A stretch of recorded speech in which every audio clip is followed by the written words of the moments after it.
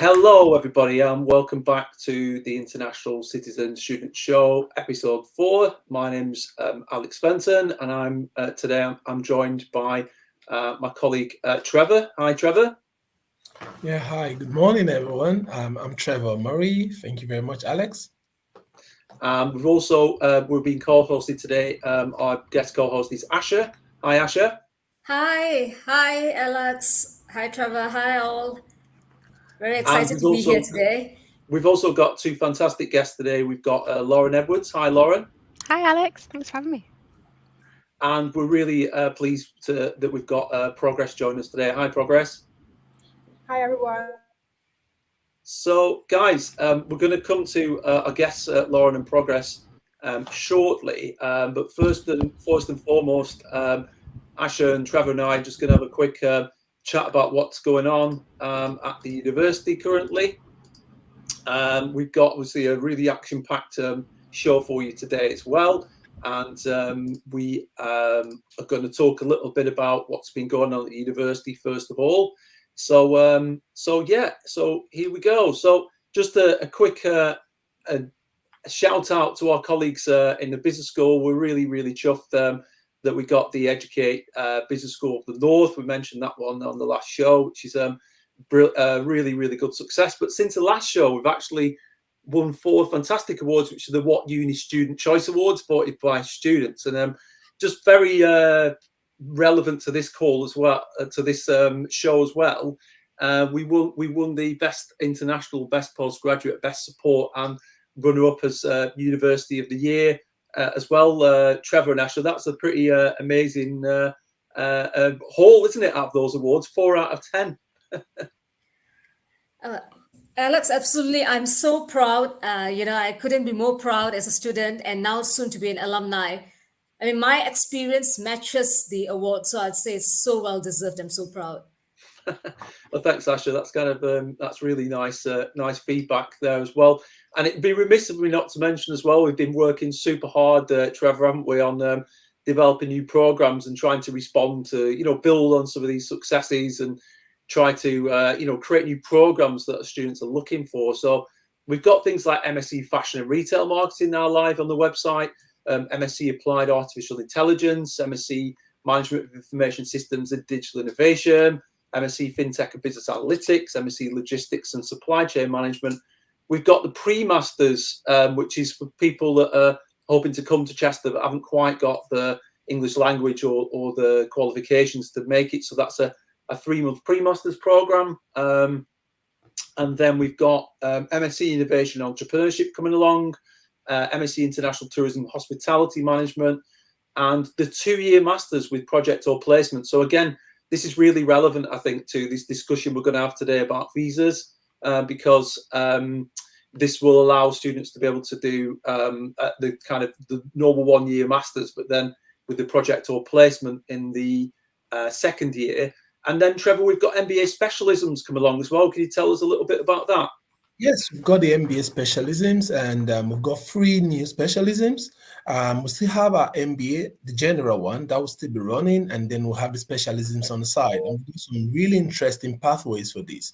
We've got the MBA Oil and Gas and Renewables, where we're not just going to be talking about oil and gas, but at the same time, we're going to be looking at what is it about the future? What are the alternatives in terms of energy transitioning? So how do we bring renewables? How do we bring all of that into that program? So that will be looked at.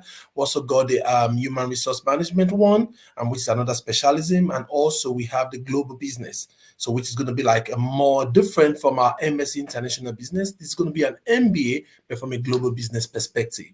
So these 3 of them are really good, and it does apply to, in terms of employability, we're going to be able to use some of these specialisms to provide you with that relevant skills that you're going to need in terms of how you could deal with the business of the future. So it's quite future-proofed. The specialisms are quite future-proofed, so we're not worried about that at all. And we know that considering wherever you're coming from as an international student, home student, there's going to be something for you. And the way it's been designed where students can have a bit of flexibility. Okay, so you could come on. We have the core modules that does differentiate the specialisms, but at the same time, while you're already on the program, you could come back and say, all right, said to us, okay, I've been doing all of this, but I think something has changed. In the last 6 months, something has changed. So as a result of that, we could be able to see how we can help you probably change your specialism. So that sort of flexibility for me is the big catch. So you're not like you're going into a contract with us in terms of enrolling for a particular program, but having that flexibility. And we know that because it's going to be under the same MBA suite, you're not going to have problems around visas. And I'm sure Lauren will be able to touch on that, because it's just going to be one core module that will be the differentiator in this instance.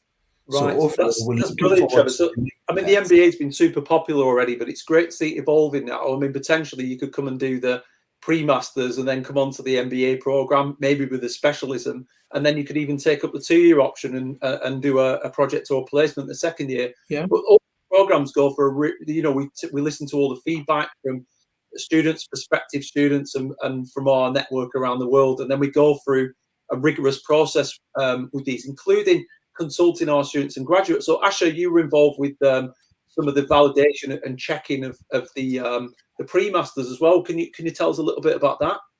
Yes, Alex. So the pre-masters program, it was divided into the checking of the program content, as well as the suitability for English language for our international students. So there was a two-pronged approach, which I actually reviewed to see whether the program would be suitable for a potential international student like me coming in. And I found that it was, that it was quite rigorous. It was very rigorous, actually. It's rigorous. It was thorough in terms of the assessment. It's only for 3 months before the student goes on to a business postgraduate program. So I found that good. So that was my review, that it was satisfactory. Yeah. It's really good, Asha. So these programs are going through all this process of validation. Some of these are further along than others. So you can see all the programs and the 2-year masters, etc., on the website just through Chester AC UK. But Asha, as well, you've been since you've completed your MBA, you've been doing quite a bit of work at the university and kind of working with us, supporting and shadowing us, and also supporting our students. So can you tell us a little bit more about what you've been doing in the last few months? Yes, so it's been the last 3 months since I completed the MBA. I wanted to actually gain some experience in a higher education setting. That's why I actually approached you, Alex, to ask whether I could help out. Also to put my MBA to good use, because my undergraduate program and work experience was not management or business related. So I wanted to get some exposure in that aspect. So what I've been doing is I've been shadowing and assisting you with managing this podcast, project management behind the scenes, sharing my student experience in the last episode 3, as well as now hosting. So that is fantastic, to get a project management experience. I've also collaborated on some public speaking engagement with some of our professors on contemporary topic such as climate change and sustainability. So that was fantastic, because what I wanted to get was some public speaking exposure and engagement. When I speak to my peers, current international students, they also express an interest to want to speak publicly if they can get the opportunity. So I'm very happy to actually have gotten that opportunity to speak publicly. And then I've been shadowing Dr. Trevor in peer mentoring our current research students. So I finished my MBA, so I could actually sort of mentor them in terms of how they go about proposing their research paper before they undertake it. So that is, for me, in terms helping and peer mentoring is fantastic, but it also gives me an opportunity to relearn what I've already learned before. So it's a relearning, it's a learning and relearning opportunity. So that's also something that we have done. I also welcomed the new MBA cohort that Dr. Trevor was undertaking earlier this month, just sharing with them my experience. Further, I've also hosted hosted an international student networking cafe for our international students. So I was also there as a student experience host, sharing with them my journey and experience. And one other thing is I'm looking forward to taking part in a video production. Our university has a filming and video production for students from Southeast Asia. So I'm from Malaysia. So Southeast Asia special. So that is something that's in the pipeline that we are going to work towards. And besides that, other administrative stuff, helping about where I can. So the last 3 months has been fantastic for me in terms of exposure. It's a great CV building, foundation as well. Just for a few months, yeah. That's amazing, Asha. You've had such a rich experience. It's been such a pleasure working with you, and you graduate on Friday as well. I'm very much looking forward to that. So we'll probably come back on the next show and show a picture of that as well, which is brilliant. Well, thanks, Thamira, for who's signed up for fashion and retail marketing. And he's wondering if anybody else is doing that program.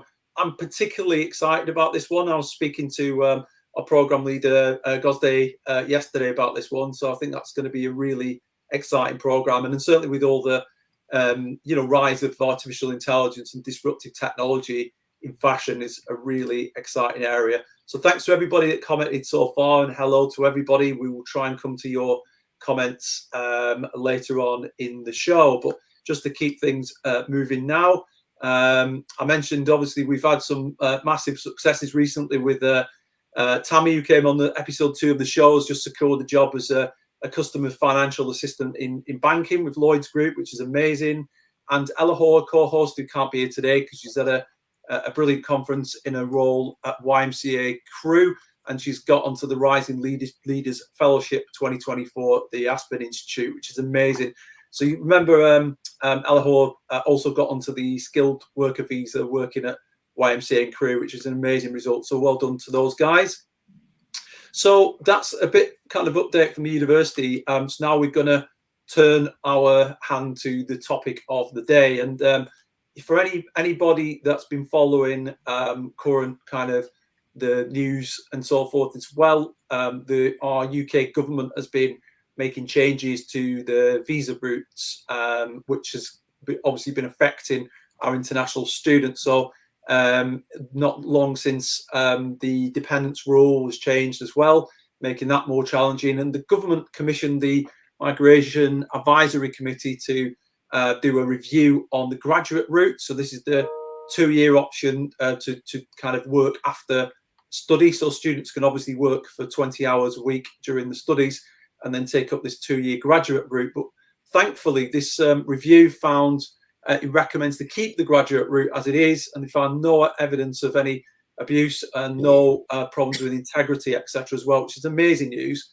And just furthermore, I'm going to bring Lauren in now, because obviously you're expert on this one, Lauren.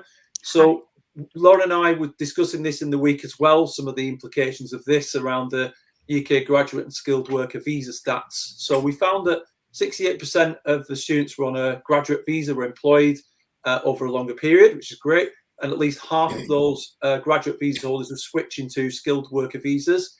82% of graduates from a British Council survey were saying the degree was worth the investment, and 83% said the degree had helped them to get a job. And of some of those professions, Lauren, within the skilled worker visa, you were quite impressed, weren't you, by some of the breakdown of that skilled worker stuff? And you can see that on the right-hand side of the screen, Lauren. Yeah, I think that was some really encouraging information coming through the MAC review. I mean, the headline figure about, that they recommend that the graduate visa route continues is obviously the big news for us, but that was an extra view, seeing, those amount of students going on into professional occupations, even their managers, directors, it was a lot better than I expected. I was really heartened to see that.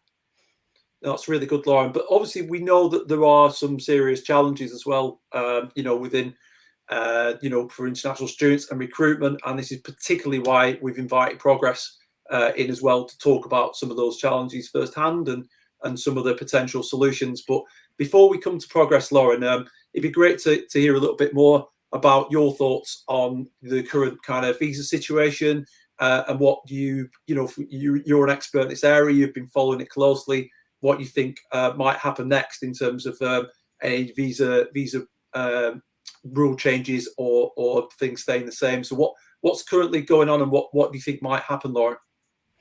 Yeah, so I mean, obviously we're all watching this really closely, the MAC review, because universities have really seen the graduate visa, or I know a lot of people still refer to it as post-study work visa, as a really like top offering for students coming to study in the UK to stay on and work after their studies. There's a few other visa options which I can talk through now, but just the benefits of the graduate visa in that, you know, you don't have to actually have that job lined up ready for you after you study. You can go onto the graduate visa, you know, before you've got any of that sorted out. The flexibility of the graduate visa, you know, most of the work visas have some kind of restriction or other on the type of work possible, but with the graduate visa, the only type of work restricted is professional sports person. Other than that, people can do whatever kind of work, you know, they want to. So they can be self-employed, they can work for someone, they can be part-time, full-time, seasonal. It's all fine. So yeah, we are really encouraged to see the results of this MAC review, because that flexibility, that sort of support that the graduate visa offers to people who've just completed their studies in the UK, I think there's nothing quite like that. So yeah, we hope that that continues. But you're right in saying that it's not the only option. The skilled worker visa, I think, would be the next sort of most popular one that's considered. And I would say to any prospective students or even current students who might be watching this, to really not get immediately put off by the requirements of the skilled worker visa when you look at it. Because I know, as you're looking at, you know, policy documents, government websites about the skilled worker visa, there's some headline figures there about salary requirements and things like that.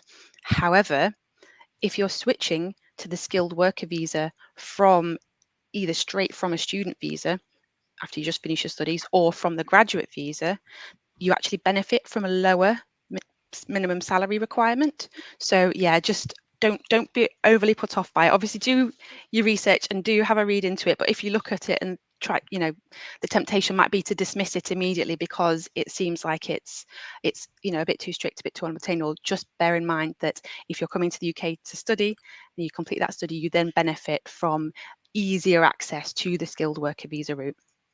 And it's not either or, is it, either, Alex? You know, some students, they go onto the graduate visa for a little bit and then switch to the skilled worker visa. It sort of gives them the time and the flexibility to do that. So yeah, I think there's quite a few different options. The only thing that people need to bear in mind is they can only ever have one graduate visa in their lifetime. So if you go to the graduate visa, use it for a few months and then switch to another one, that's it. You can't switch back again, but then you might not need to because you've done what you set out to do.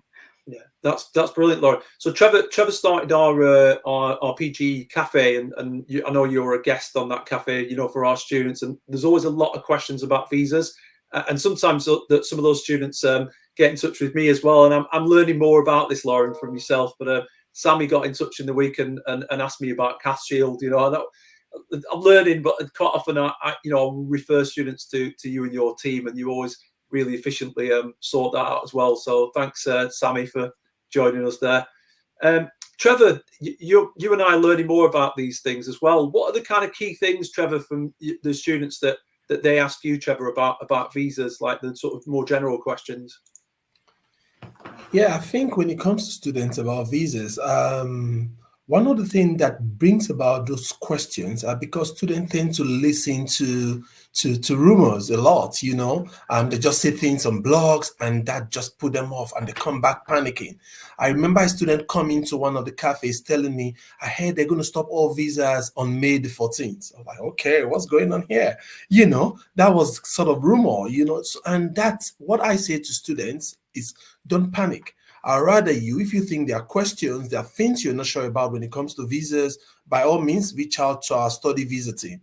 You know, they'll be able to provide you with that sort of information. So one, students are very keen about graduate visas. They want to see it there. They want to see it happen. That's some of the questions that come up. And then students want to find out, those who are already here, you know, they want to find out, for example, those who were here when they came in when the dependent visas were still allowed. You know, they want to find out, hope it's going to apply to me. Can my dependents still continue to stay and get the graduate visas afterwards? And I tend to reassure them by what I've learned from Lauren and others to say, like, yes, the rules that were on ground when you came in here are the rules that you tend to adhere to by the time you are you have completed your degree. So those are the sort of questions that come in, So eventually, I think now they've seen all of these reports. We're going to see what happens with the MAC report, what the government, what their final decision will be. But students are quite keen on knowing what's happening next. Yeah. It would seem, Trevor, thankfully, the government does seem to be listening to the MAC review. And also, there's been a lot of support, I think, politically and from universities and from the business community as well. Some really good posts on LinkedIn recently, including an open letter from the vice chancellors of northern universities, really strongly suggesting that the government, doesn't change the visa rules, because the international students are so critical to our universities, to our country, enriching our cultural diversity, and obviously to our economy as well, and vice versa. This kind of knowledge and cultural exchange is absolutely critical, isn't it, to our universities and to our economy. So it's great to see that strong support from all angles, going towards our Prime Minister, that we believe will make the right decision about it. Yeah, absolutely. And to pick up from what Trevor was just saying then, I would say to students, applicants, as we mentioned, those rumours that go around, the concerns that you have. One thing I was taken about from Progress's podcast, there was a specific episode talking about the challenges that international students face. I think it was episode 23. And one of the takeaways is, like Trevor was just saying, about reaching out to your university. So we know posts go around, rumours go around. I would really encourage people just to reach out directly to answer any concerns. And as we've said, there is often a big lead up to any rules change. It's very rare that something comes in and the rules slam into effect immediately. As I said, often it will only affect future intakes. So yeah, just reach out, try and make sure you're getting all the information. And I would encourage people to read the MAC review themselves directly, because I actually, if you Google it, it's a bit hard to sort of get. Sometimes it's a lower result, and the top is lots of articles, people spinning it for their own uses, but it's really accessible and it's got lots of information to help you make an informed choice about your work after studies. It's an impressive piece of work, and it was done fairly quickly with the data that was available, but it is a really impressive piece of work, Lauren. So that's a good thought in terms of, people always talk to each other, won't they? Word of mouth is so powerful, but yeah, I think talking to university and reading the report itself, I think is really important. So obviously we've talked a bit about some of the visa changes recently, and we've talked about different types, etc. Lauren, you mentioned as well the skilled graduate visa and skilled worker visa, but there are other visa types, aren't there, as well, including if you want to set up your own for international students setting up their own business. Could you tell us a little bit more about the different visa types? Yeah, absolutely. And yeah, they're not mutually exclusive. You might be able to switch from one to the other, but if you are, as a lot of people looking into these business programs, potentially doing some business activity, there's special visas such as Innovator Founder Visa. There's the Global Business Mobility Route visas, Global Talent visas. So it might be that some of them have, quite niche requirements. But if you are coming to the UK with the intention of studying a business degree with a view to setting up your own business, I would really encourage you to have a look into those. And a lot of universities, ourselves included, have support available for students looking to go into that route, which will not only help you access the visa, but also help you get that really strong foundation for your business. So, some of the visas, they need to see evidence that, of investment or potential investment and things like that. And I know the university, we've got support there for our students who are looking to do their sort of business activity. So yeah, some of them are quite specific. Some are specific to different fields. If you're looking at maybe certain technology courses, I know there's a whole raft of visas that are very specific to sort of tech startup. But yeah, don't just stick to those, one or two really most popular visas. Do have a look through it all. I would say a really good source is UKISA, that's UKCISA, which is not part of the government, not part of the universities. It's really there for the students, and it sets out all of those visa options for work after study, and you can have a go through them all and see what might be relevant for you, because yeah, there's some that might be very specific, the global business mobility route and things like that for specialist workers might only apply to 1 in 100 students. But if that's you, you need to know about it. So do take the time to go and have a look through them all if you can. That's great, Lauren. And I think, you know, the idea of setting up your own business now is, you know, is seen as increasingly popular and more viable, you know, as a flexible way of working. So Chester, we've got obviously the venture program, which allow a lot of our international students do, and you know, research and get awards, you know, for their own business.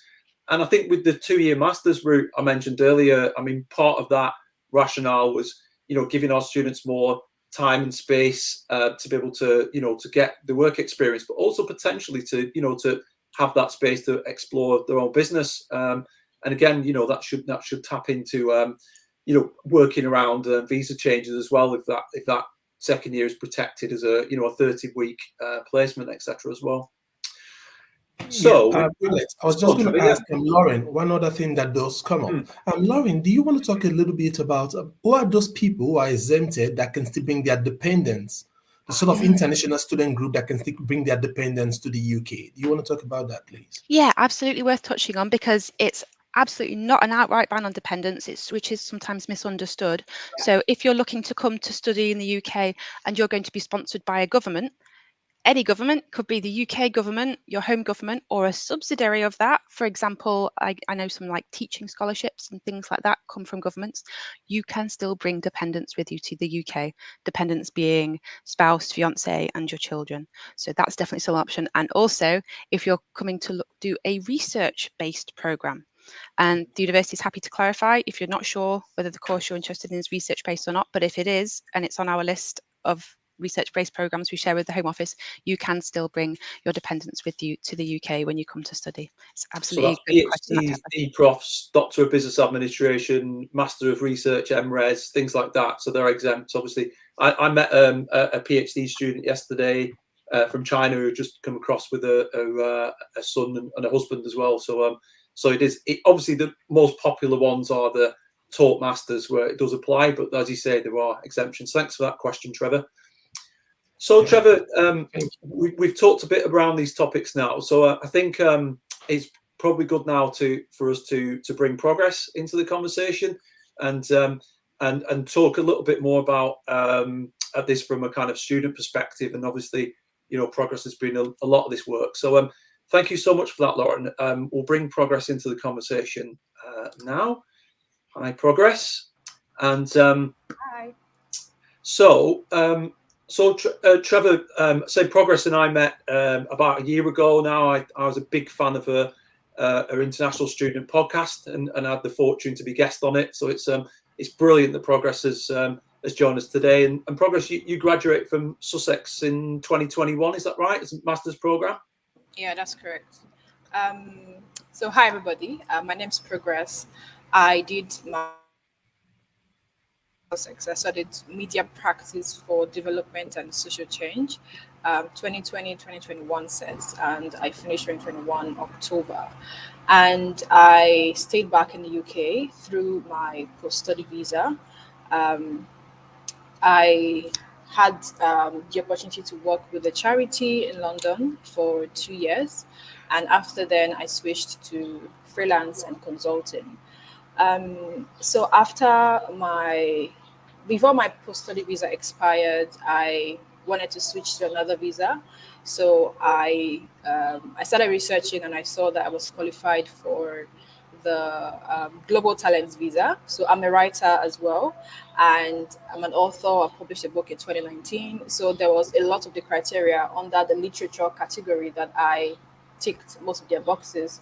So I was confident, and then I started researching, speaking to people, and decided to apply. And also I wanted to add that the Global Talent Visa, as Lauren mentioned, is popular in some sense, but it's not as popular as the post-study visa that people know about. So I would encourage people, whether you are currently living or studying in the UK, you're thinking about switching your visa, have a look at the Global Talent Visa.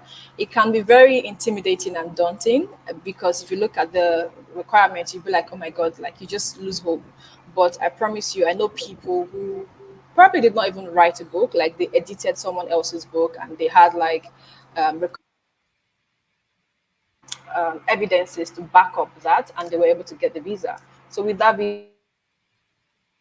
3 years stay in the UK, or 5 years in the apply for your ILR, which is your yeah, that's something to consider for people also back in India to move abroad. That is also a very easy route to consider as well. So I did apply for the visa, and yeah, I wasn't so lucky. Although I was confident that I was going to get it because I ticked a lot of the boxes and I had a lot of evidences and recommendation letter back from Nigeria, and also with magazines and organizations I'd worked with in the UK. But unfortunately, I didn't secure the visa. So I had to move back to Nigeria. So I'm currently in Nigeria. Currently working still as a consultant and doing freelance work as well. So I run a podcast, which is how I knew Dr. Alex. I started a podcast in 2022, I think. Yeah, 2022. So it's called the International Students Podcast, which is essentially for and by international students, essentially covering topics that students talk about, things that pertain to international students and immigrants. So I get to interview talk about different topics. So like I have an episode that I interviewed a doctor who talked about how the weather could affect you, and support, and how you can navigate that loneliness, SAD, and all of the challenges that come with health challenges and all of that. So there are different I bring people from different expertise to talk about unique challenges that international students face. And I also had the privilege of interviewing Dr. Alex, who talked a lot about the great work that University of Chester is doing with international students, and how they are supporting and the opportunities available for people intending to study as well, prospective international students. So that episode is there. I can't remember the number, but you can, if you scroll through on Spotify or Apple Podcasts, you can find the episode and have a listen. So that is a bit about my visa transition and where I'm currently at. I also do a lot of content creation. So I create content, whether it is writing, video content. I share a lot on my social media platforms, so Facebook, TikTok, LinkedIn, not just my experiences, but also that of other people. A lot of engagement and reactions from people on TikTok platform, almost like a survey platform. Sometimes I use my post to garner reaction from people. So like on TikTok, I think there were videos that I saw of various international students talking about their challenges of securing jobs and getting rejections and all of that. So I kind of put those videos together and pop up a question like, what are the experiences of other international students? I got a lot of reaction as well. I also share my experience as well, because I've gotten a lot of opportunities as well. So those are kind of survey platforms that I used to get reaction from people. So also on my LinkedIn, I recently put out a post, still on jobs, because that is a big challenge that many international students face. Excuse me, aside from the visa challenges that Lauren and Trevor touched on earlier, also securing jobs is a massive challenge that international students face. So, and I don't think it is being talked about as much. People, I don't know, people kind of believe that when you move abroad, like you have everything sorted, but there are these unique challenges, and there are people that are speaking up and overcoming it, and also just validating other people's experiences as well. So that was kind of what the post did. So people reacted as well, sharing how they've been able to navigate that job struggle in the UK. Some people shared their various dissatisfaction, and a lot of emotions from the post. So I remember tagging or mentioning Dr. Alex on the post just to have a look and just see, because he's he's very passionate about international students, about supporting international students, and I really admire him for that. So I wanted him to get a feel of what people are saying, you know, the ones that are saying that, oh, they're considering moving to other countries, or they're, you know, maybe they're trying to like start from scratch, like, you know, apply for low jobs, and then from there they're able to like navigate their way up. And so like the different reactions on the post as well, it's really important, because I feel like not many universities are as passionate or care a lot about what the students are saying, or how they're feeling, or the challenges that they're going through, and how to support them. Because it's one thing to say, oh, our university has this, has that, but are those solutions tailored to the immediate needs of the current, you know, audience, or the international students that you have, or even prospective international students? Because people, prospective international students, for example, are seeing these things, and as Trevor said, some of them just go with like headlines and blogs, and they just run with that rather than, you know, researching and just seeing what is out there for them. So that's one thing I would. It's a challenge that I believe universities in the UK should look at, how to support international students for them to get out what they need. And also, I'm a huge fan of saying things as it is, like to the university and say, oh, come, we have this. Live in, you know, being authentic and being realistic about the challenge.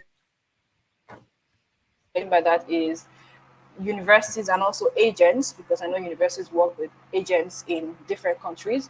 So agents and universities should be honest about um, the realities of life in the country. So, for example, what are the careers in demand in the UK? For example, what are the careers in demand? So, if a student, a prospective international student, is trying to like move to the UK or wherever to study, they should be able to know right way of like what course they should choose, because some people can just pick any course, and like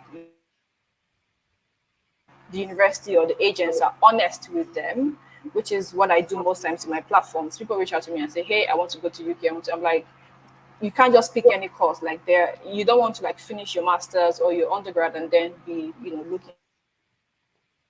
Advise them based on the careers and the courses in demand, so that they can make an informed choice, and they can, when they, after their masters, after their degrees, they can now settle in quite seamlessly into the aside from wanting an international degree, a globally recognized degree, which we all want, another reason why people look at, you know, studying abroad is to access the opportunities that are there, whether it is jobs, whether it is diversity, interacting with people from different backgrounds, different ethnicities. It's like access to opportunities as well. So it's gonna be a pity for someone to like, you know, invest a lot of their hard-earned money. Some of them are even self-sponsored students, and then after which they are unable to do anything with that degree. So I always advise people that come to me, you know, look at the current careers in demand, whether it is in health, whether it is in tech, the things that are in demand. Those are the things I encourage people to study and focus on. Don't just pick any course, and you know, all of that. So that is one of the things I have to say. Also from the post, like when people were reacting on the things that they were like good, you know, advice, positive reactions, and they were also like negative and very, very like people just pouring out their emotions basically and just venting. So some of the things I took out from that post were like, you know, there are, amidst all of this, there are people also doing well in the UK. There are people also accessing jobs. There are people, you know, meeting the right opportunities, and you know, making their way and just thriving in those spaces. And one of the ways that that can be achieved is through, you know, volunteering. First of all, I always like to start by saying prospective international students should have a plan. Like, you don't just move to the UK and just say you want to, you know, move abroad, or you want to go and do a degree. Have a plan. Like, after your degree, what do you want to do? Where do you want to work? What kind of career options are available to that course that you are choosing to study? So have a plan. and don't have a mindset of, oh, when I get to the bridge I'll cross it, because things change. And when you have a plan, you have something to fall back to in case things don't go as planned. So have a plan before you move abroad, and then whilst you're there, use the opportunity, because the difference between studying in the UK and maybe doing a master's in Nigeria, for example, is that in the UK, for example, it is incredibly diverse, and you have access to people from India, people from Malaysia, people from South Africa. Like, I'm an African, I'm Nigerian, but there are still many Africans that I don't know, many African countries that I've not even visited, that I don't even know their culture. So studying in the UK gives you that access to those opportunities. So connect and network with people with different backgrounds, and it gives you like a leeway and opening into like who they know. And life is all about connection and just making the right network as well. I know I've been speaking for a while, so I'm probably going to slow down, and if I can, maybe you can come back to me later. That's amazing progress. The last point there was about kind of networks, and I know before you've talked about that on your show. Chester, we talk a lot about social capital, and that's part of our kind of international citizen student strategy, if you will, or our citizen student strategy. But those networks, learning about new cultures, meeting new people, etc.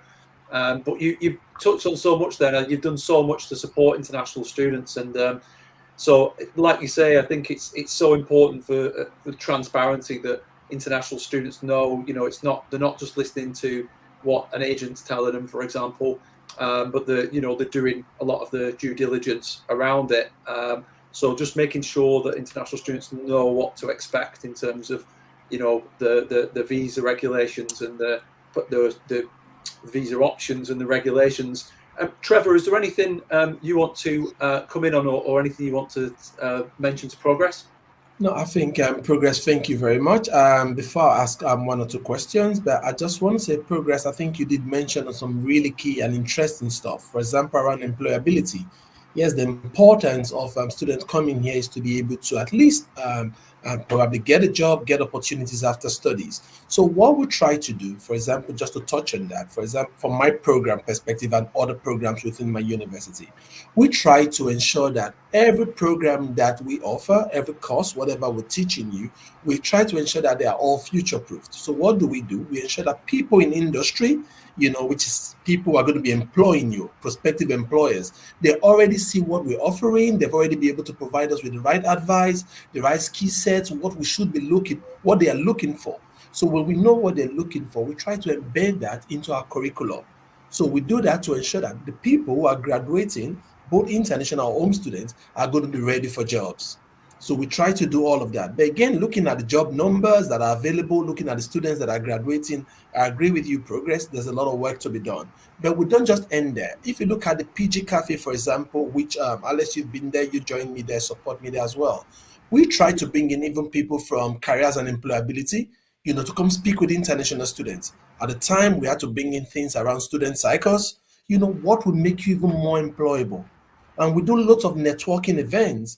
Like last year, we did host from the MBA perspective. We did host like in networking events where we brought in businesses around the Chester area to come meet some of our MBA students. And from there, we've been able to develop opportunities where, Alex, we've got about 6 students now who are doing their project with Governor, isn't it? That's right, Trevor. Yeah, so live projects. Yeah, absolutely. I mean, it's not the kind of, if any agent or university says to a prospective student, you are going to be guaranteed doing a job in management or something, and it's just false, because obviously universities, good universities have got good careers departments, and as you say, it's embedded into the curriculum, etc.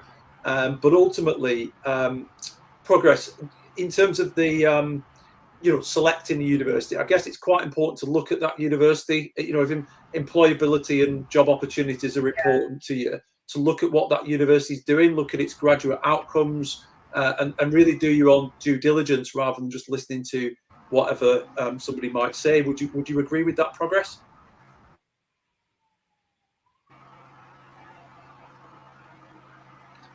Okay, thanks. So, Trevor, you were saying about the Chester approach.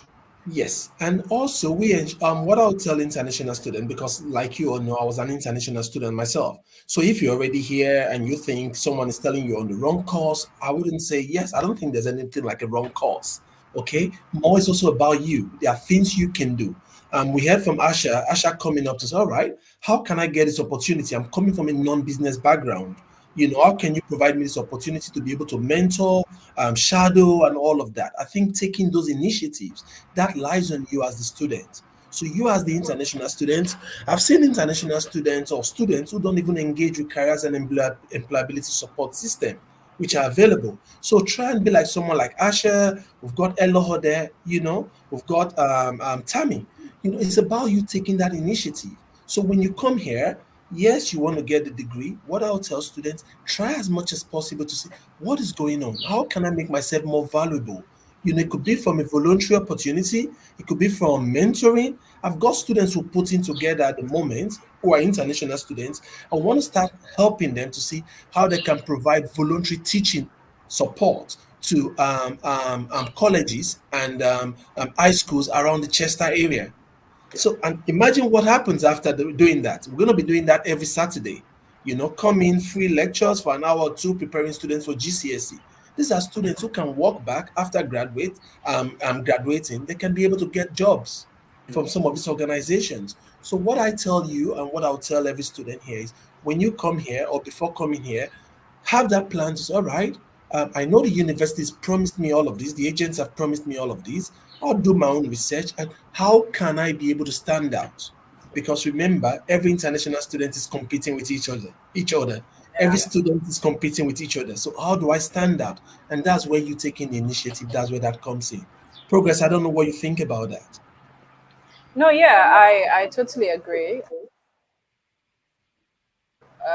Work environment is extremely competitive. I even mentioned where a lot in the UK. There is Bangladeshi, like Pakistanis, Chinese, and people who were born and raised in the UK, they've garnered work, you know, most organizations often like to have UK work experience and all of that. So the environment is extremely competent. Mentioned Trevor, by building those relationships, networks, and just honing your skill, and also being willing to diversify and to pivot if need be. Like, I see people who are taking tech courses, tech certifications, and all of that. So just to be employable in the thriving career option at the moment. So there's that. But another thing on the aspect, so those are things that you can do for yourself as an international student to stand out as well. But on the part of the organizations, I think there is still a lot of work to do in terms of diversity, inclusion, equity, which is something I really advocate for. DEI is also an area of my expertise as well. So I think that most organizations, they have a lot of work to do in terms of rethinking their diversity strategy. Like, don't just see international students or immigrants as people who their life is just starting from the UK. These are people who are probably managers in their countries. They have big companies. They have a ton of work experience and unique skills that they can bring to your organization. But for many organizations, they just see them as they don't have UK work experience and that's it. But they fail to understand that the UK is such a diverse place and everybody is bringing their unique skills, including international students. So those unique skills, the people that they've worked with back in their home, like their unique talents and experiences, they bring it into the work experience, into the work environment rather, and it makes it even more interesting, even a more interesting space to be, and it just makes your organization stand out as well because you are harnessing those unique talents and skills. So instead of seeing international students as people who are not as experienced, see them as people that you desperately need for your organization to thrive. So that's a shift in perspective that I hope most organizations in the UK consider. It's really good progress. And I loved your LinkedIn post in the week as well. It's a bit of a call to UK businesses to look more closely at international student CVs and recognise the qualifications. But I think there's also a lack of understanding from some companies about the process of visas and skilled worker visas. there's a bit of an educational piece. Perhaps our government needs to look at how they're supporting international students and employability, and how they're supporting businesses to make sure that they're in a, there's a clear pathway to being able to employ international students, and the process isn't so complicated. So I think there's so much we could say on this topic. I'm just slightly conscious of time and the fact that we've got some interesting questions and comments coming from the audience as well. So any questions, comments from the audience, please keep them coming in. Also tell us, which countries you're coming from. It's wonderful to hear from you. But just to kind of round a bit off, I mean, Asha, do you have any thoughts on any of this really interesting debate around employability and visas? Yeah, well, employabilities and visas, yeah, I mean, it's quite well known. I believe that international students are quite well versed with it, just that sometimes they tend to listen to rumors amongst peers. So it's for us as the university to continuously sort of function as a push notification, so to speak, to let them know what the current updates are, whether anything has changed, and to always come back to the study visa team and the careers and employability team to actually verify the information. Those are the real authorities to verify, and not just listen to your peers and whatnot. One other thing, Alex, I'm soon to be an alumni, yeah. So a very happy alumni. I'll also say one other thing.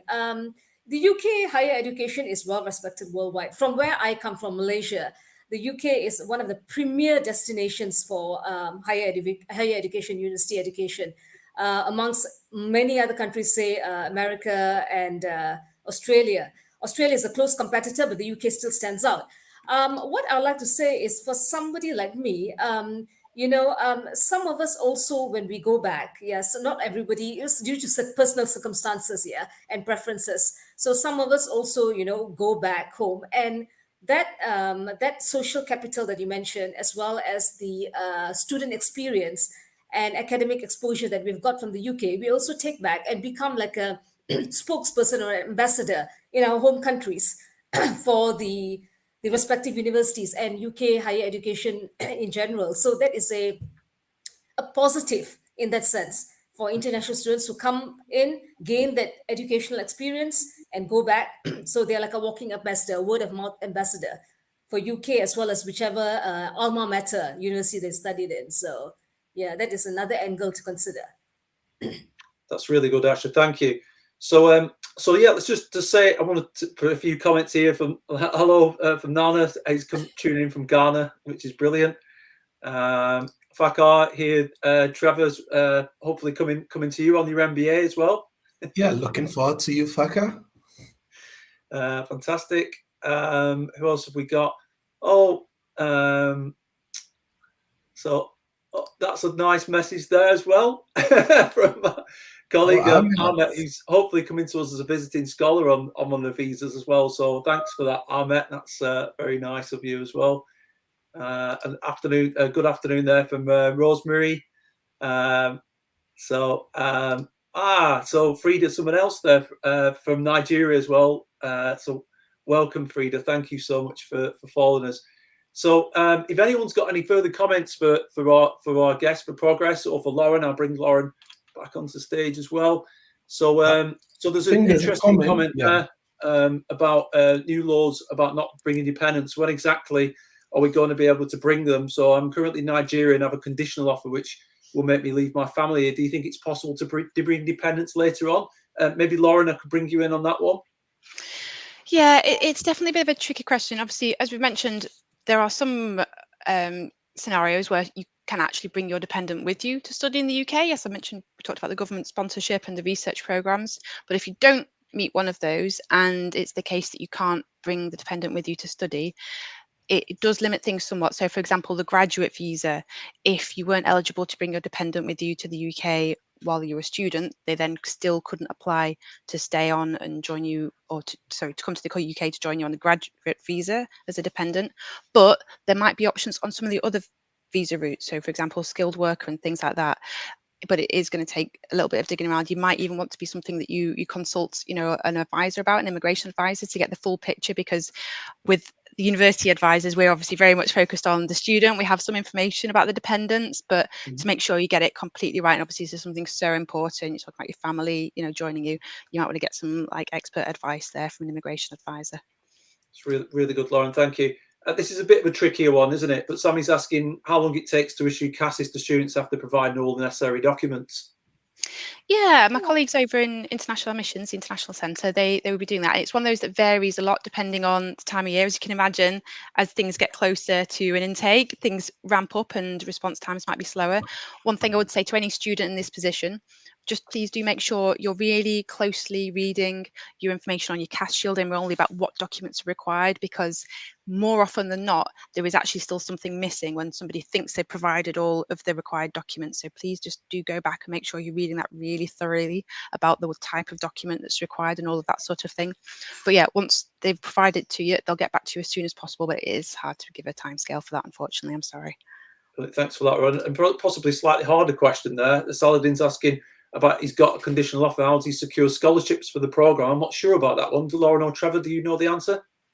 A little bit. There's certainly at the point of the offer going unconditional, there was details given about what scholarships can be offered directly from the university. So they usually take the form of fee discounts, and they'll be there on that offer letter. But yeah, externally, it obviously depends on your field. You know, third-party funding providers and things like that, I'd want to be contacting them directly rather than through the university. I don't know, Trevor, if you know about any other. No, I think yeah. I think you've actually addressed it. But what we do is we do provide you with some sort of scholarship, not for the full duration, but we can give you some sort of scholarship. So it depends on what applies to you. So we can look at it from the point of merit.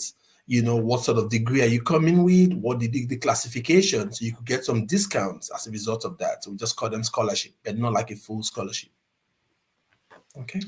Fantastic. Thanks so much, everybody. What an action-packed show as always.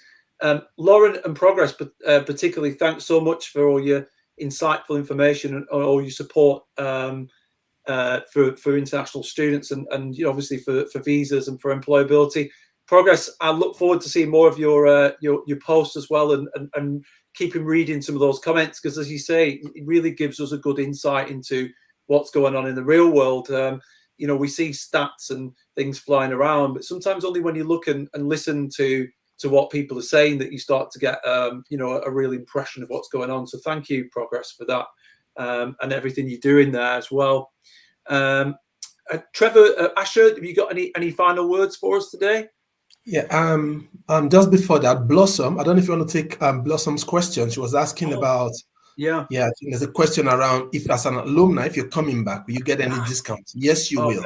Yeah, as an alumni, yes, you'll get a discount. Okay. Yeah. So by all means, you will. Yeah. Yeah, and I can't remember what the discount is. Is it something like if you're studying, say for example, you do an undergraduate degree or a different degree and then do a master's or something like that? It's like 10-15% off or something like that, maybe. Yeah. And I believe it's confirmed at the same time as any other scholarship discounts on that offer letter. It should be there. So thanks for the answer there. Anthony's asking about accommodation scholarships for future students. I'm not so sure about that. I don't know if it's specific accommodation scholarships or just more general scholarships, isn't it? Yeah. Accommodation, though, is something that comes up a lot. We've covered it on a few different shows. You know, it's obviously can be a little bit challenging. I know, Progress, you've covered accommodation as well to an extent on some of your shows. It can be quite challenging, can't it, sometimes to find the right accommodation. I think certainly, you know, where you studied, Progress, probably a bit more, you know, bigger, close to the cities. Like with Chester, a lot of our international students are living in Liverpool and in Manchester, where there's quite a bit of work as well, which is useful. Okay, so I think before we wrap up, just to say a quick hi to Kavindi from Sri Lanka, and then I think we can leave it there. Thank you everybody so much for your time. We look forward to seeing you next month for the next show, and yeah, stay safe everybody, and keep an eye on the news, and like I say, just make sure you're following all the reputable sources when it comes to visas and work and so forth as well. Thank you so much, everybody, and I'll see you again soon. Thank you, Lauren. Thank you, Progress. Thank you, everyone. Thanks, Thanks, everyone. Asha. Lovely to meet you.